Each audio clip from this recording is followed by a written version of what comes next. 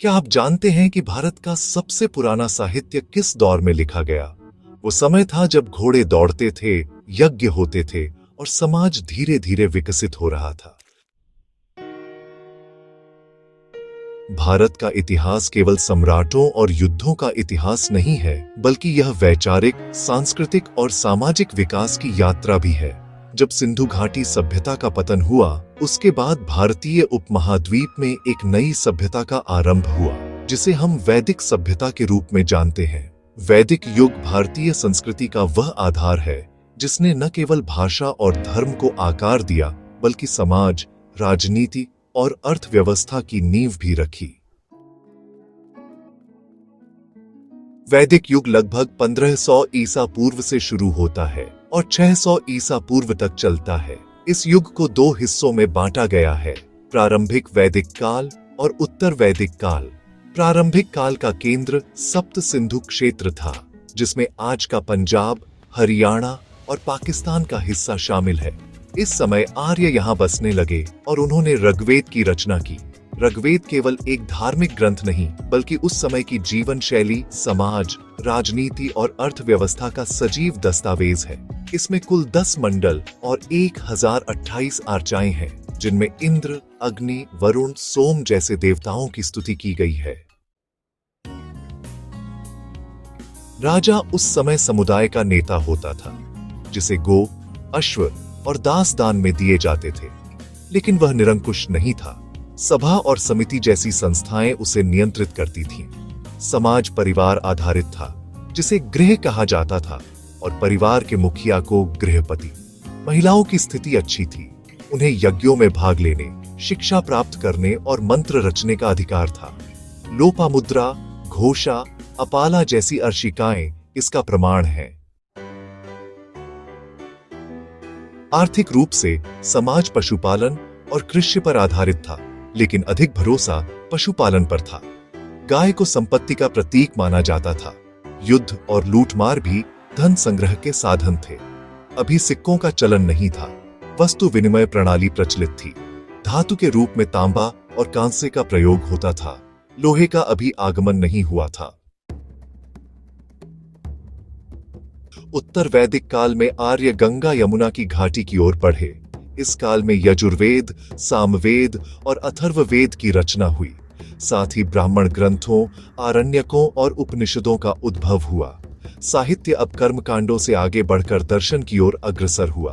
ब्राह्मण ग्रंथों में यज्ञों की विस्तृत विधियां मिलती हैं, वहीं उपनिषदों में ब्रह्म, आत्मा, माया और मोक्ष जैसे गूढ़ दार्शनिक विषयों पर चर्चा होती है। अब राजा की शक्ति बढ़ने लगी। वह केवल नेता नहीं, बल्कि ईश्वर तुल्य बन गया। वंशानुगत राजतंत्र की शुरुआत हुई। राजसूय, अश्वमेध और वाजपेय जैसे यज्ञों के माध्यम से राजा अपनी प्रभुता स्थापित करता था। सभा और समिति अब केवल औपचारिक संस्थाएं बन गई थीं। समाज अब वर्ण व्यवस्था में बंटने लगा। जहां पहले यह कर्म आधारित थी, अब जन्म आधारित हो गई। ब्राह्मणों का प्रभाव बढ़ा, क्षत्रिय शासन करने लगे। वैश्यों को व्यापार और कृषि में रखा गया और शूद्रों को सबसे नीचे रखा गया। स्त्रियों की स्थिति में भी गिरावट आई। उन्हें अब वेदाध्ययन, उपनयन और धार्मिक कार्यों से दूर रखा जाने लगा। आर्थिक रूप से यह काल परिवर्तनशील रहा। लोहे के आगमन से कृषि और शिल्प दोनों में तेजी आई। अब हल, बैल और स्थायी खेतों का उपयोग होने लगा।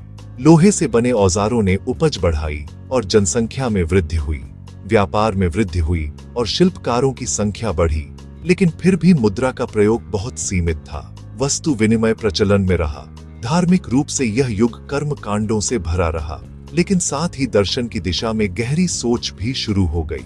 उपनिषदों ने आत्मा और ब्रह्म की एकता की अवधारणा दी। यही वेदांत की नींव बनी।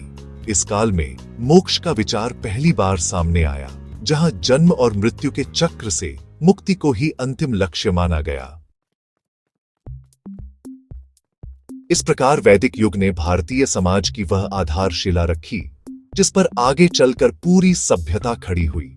प्रारंभिक काल में जहां सरलता, स्वतंत्रता और सामूहिकता थी, उत्तर वैदिक काल में जटिलता, केंद्रीकरण और असमानता बढ़ी। लेकिन इन्हीं परिवर्तनों के बीच से भारतीय दर्शन, धर्म और सामाजिक व्यवस्था ने आकार लिया।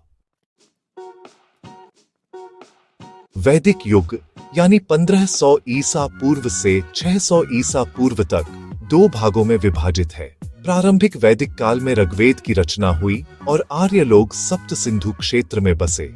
देवताओं में इंद्र, अग्नि, वरुण और सोम प्रमुख थे। मूर्ति पूजा नहीं थी, यज्ञ सबसे महत्वपूर्ण था। समाज जन आधारित था, राजा निर्वाचित होता था और सभा तथा समिति काफी सक्रिय थी। महिलाओं की स्थिति मजबूत थी और आर्शिकाओं का भी उल्लेख मिलता है।